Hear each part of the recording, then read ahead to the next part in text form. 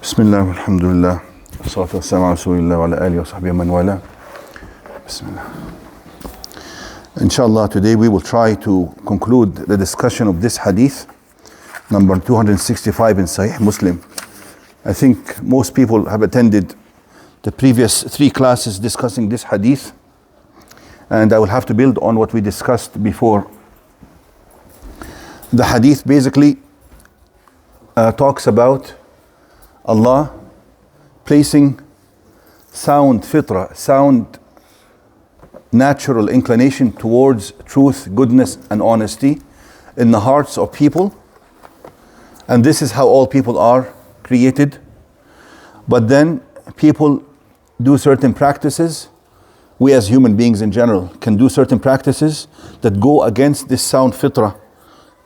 The honesty, the truth, the love for truth, the love for justice. All these things that are ingrained within us, sometimes we do practices against them, and that leads to this feeling, this gift that we are given, this natural inclination towards religion being lifted from the hearts. And the Messenger ﷺ gave the example that what happens is that this feeling of honesty, consciousness that we have in our hearts, if we go against it, it will be gradually lifted from the heart. It will initially be lifted partially, leaving some faint remnant behind. Then it will be lifted completely. Then it will be totally replaced by showing off. So these good qualities that the person had, and he was genuine about them, he no longer has them. But people will start to pretend to be honest, pretend to be truthful, pretend to be trustworthy, and they don't have any of that. Just like he said, he resembled it to the blister. The blister looks large and looks full, but it is not full of anything useful. Actually, the fluid that's inside has to come out anyhow, because it's actually harmful and full of toxins. It has to come out. It never, you don't see a blister that never bursts, and all this fluid has to come out to allow for the healing. He says, فَتَرَاهُ مُنْتَبِرًا وَلَيْسَ فِيهِ شَيْءٍ. You see it, you think there's something, but there's nothing. No genuineness of good qualities and good morals underneath it. Then he said, this would lead to people also, if people continue to practice this, the whole community itself will change, and the way they look at people will change. They will value people because of how funny they are, ma adrafa, how strong they are, how good they look, and maybe also how much academic achievement they've achieved, but they won't place any weight for the religion and the Iman in Allah. He says, يقولون ما أجلد ما أظرف ما أعقل وما في قلبه مثقال حبة من خردل من إيمان. And there's nothing in the heart of this person that they are fond of. There's not even a mustard seed of belief in the heart of that person. Now, so this is a summary of the hadith. Let me read to you some of the things, some of the commentary on this hadith, or what relates to it. Just like this hadith made a link between the amana, which is the natural trustworthiness and the natural good qualities that we are given with birth, and between the Quran and Sunnah, the belief, the Iman.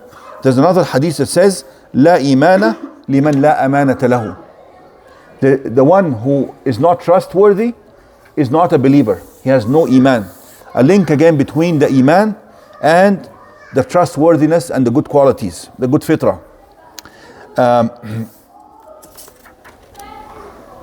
Allah subhanahu wa ta'ala stressed upon the amana, the trustworthiness.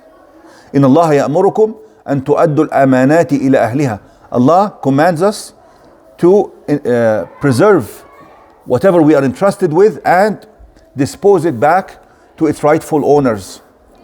وَالَّذِينَ هُمْ لِأَمَانَاتِهِمْ وَعَهْدِهِمْ رَاعُونَ. Allah praises those who look after their pledges and their trusts. They keep them, they don't neglect them, they don't lose them.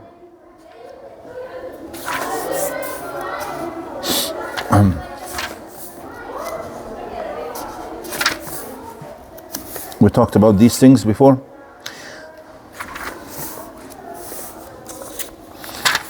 He mentioned the hadith of وَإِنِّي خَلَقْتُ عِبَادِي حُنَفَاءَ كُلُّهُمْ وَإِنَّهُمْ أَتَتْهُمُ الشَّيَاطِينُ فَاجْتَالَتْهُمْ عَنْ دِينِهِمْ, that all my slaves, all my servants were created hunafa, meaning they have the basics of the sound religion within them, but then the shayateen will take them away from this sound position. This is also, the fitrah is also called in the Quran صبغة الله. صبغة الله ومن أحسن من الله صبغة ونحن له عابدون. صبغة الله ومن أحسن من الله صبغة. The fitrah, he described it as a صبغة. صبغة means إيه صبغة يا سامر؟ You know the صبغة, the color, huh? Dye, exactly. The dye that you use if you have a piece of fabric and you want to dye it or put some color in it. This is called sabgh. And the dye itself is called sibgha. And it penetrates every part of the fabric. For it to be a good dye, cannot be just on the surface. It has to penetrate throughout the fabric. So Allah describes the deen or the fitrah as sibghat Allah. It actually penetrates through the human being, just like he says, Al-amanata nazalat fi jadri qulub rijal. It was instilled into the hearts and the roots of the hearts of the human beings. Now, also Allah says about the fitrah, فطرة الله التي فطر الناس عليها لا تبديل لخلق الله ذلك الدين القيم. وإذا أخذ ربك من بني آدم من ظهورهم ذريتهم وأشهدهم على أنفسهم. He talked about that as well, that this fitrah was instilled in us by Allah directly based on the ishhad, the testimony that all human beings gave when Allah brought them out from the loin of their father Adam. Before they came to this life, He brought them out and asked them, am I not your Lord? They said yes. And then that testimony to Allah, to Allah's Lordship, is basically the basis of this fitrah, this feeling that we have within us.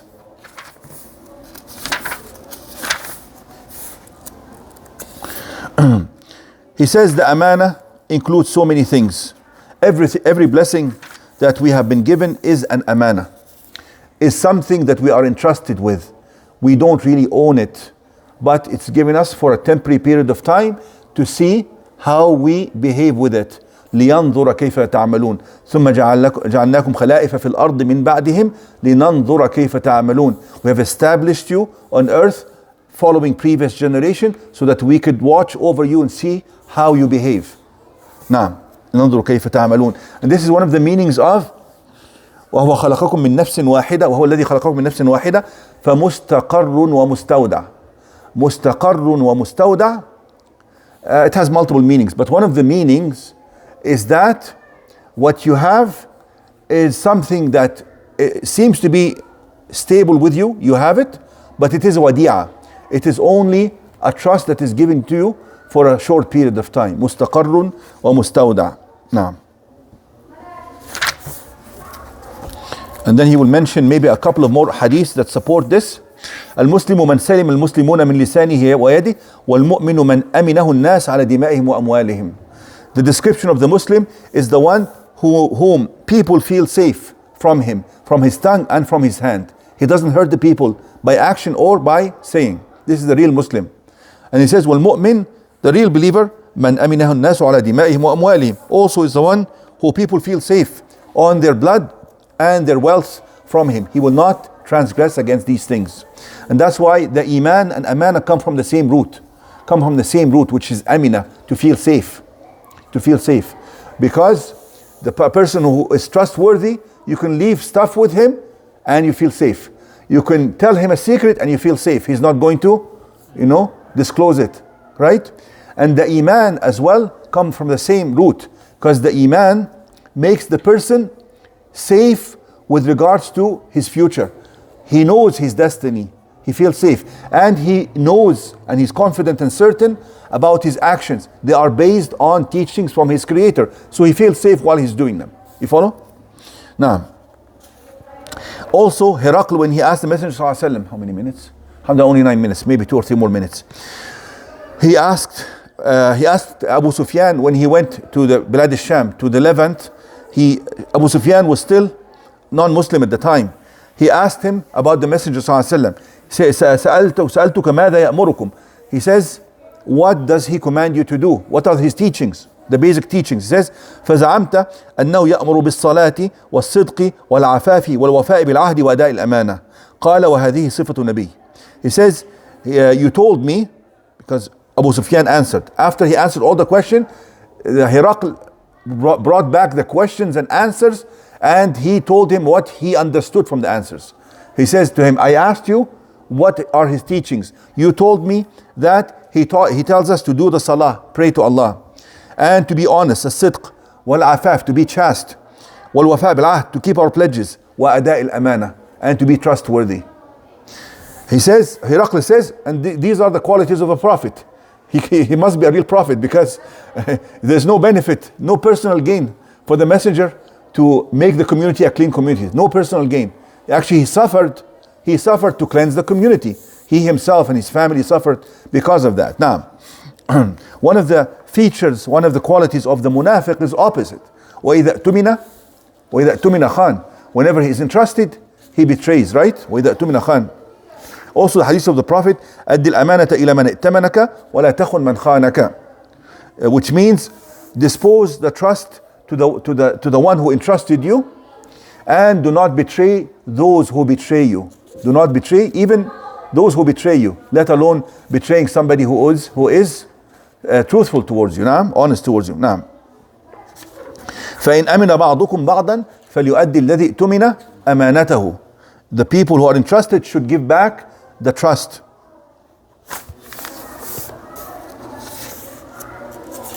Also, this hadith, Abu Dhar said to the Messenger, we're almost done, said to the Messenger sallallahu alaihi wasallam, ألا تستعملني?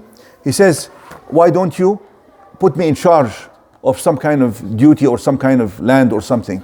He wanted him to put him in charge, so that it was a good intention. Abu Dhar wanted to do this so as to serve the Muslims, not that he wanted, a high rank or something like this. They were not allowed to do these things. They were public servants. He says, can you use me? ألا تستعملني? He says, يا أبا ذر إنك ضعيف وإنها أمانة وإنها يوم القيامة خزي وندامة إلا من أخذها بحقها وأدى الذي عليه فيها. He says, oh Abu Dhar, you are weak. Not everyone can be in a position of responsibility for people. He says, you are too weak for this. Although Abu Dhar is righteous, it's not a weakness in his deen. He's actually one of the most righteous Sahaba. He says, but this is a huge responsibility. إنها أمانة وإنها يوم القيامة خزي وندامة. And it will be a big disgrace and regret for those who acquire it or assume these positions. A big disgrace for them and a big regret. He says, except, so the default position of anyone placed in a position of responsibility, that he will be disgraced and he will be humiliated. Except, this is an exception. Those who إلا من أخذها بحقها وأدى الذي عليه فيها. Except those who acquire it rightfully and do their due diligence in performing their duties. They have to do their best. Now, also, Messenger ﷺ was asked one time, he was giving a speech, and somebody interrupted and said, متى الساعة? Just in the middle of the talk, yani. Messenger ﷺ giving the class, he says, when is Yawm al-Qiyamah? Prophet ﷺ continued to give the class and teaching, and he didn't answer him. The Sahaba looked at each other. Some of them said, سمع ما قال فكره ما قال. He says he did hear him, but he didn't want to answer him. He didn't like his question. And then some of them said, no, he didn't hear him. So they were debating amongst them. After he finished, he says, أين أراه السائر عن الساعة. He says, where is this man asking about the day of judgment? قالها أنا يا رسول الله. He says, it's me. قال فإذا ضيعت الأمانة فانتظر الساعة. This is the same hadith, meaning of the hadith, because Hudayfa said this is one of the signs of the hour, that there will be no amana. You cannot trust people anymore. So he said to him, when there is no longer trustworthiness amongst the people, that is when you should expect the day of judgment coming soon. Now, قال كيف إضاعتها? He says to him, what is the sign, or explain more. He says, إذا وسد الأمر إلى غير أهله فانتظر الساعة. He says, when you see people who are not worthy of positions of responsibility, big public positions, these people are not worthy. Those are the ones who assume these positions. That is when you know that the hour is coming and drawing near. And this is actually what we are seeing nowadays now.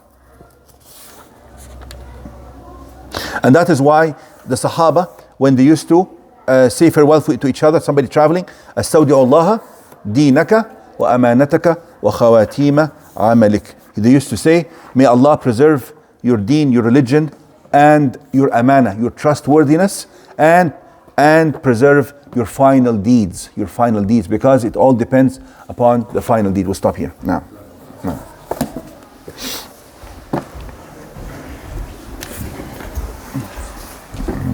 So let me close the recording.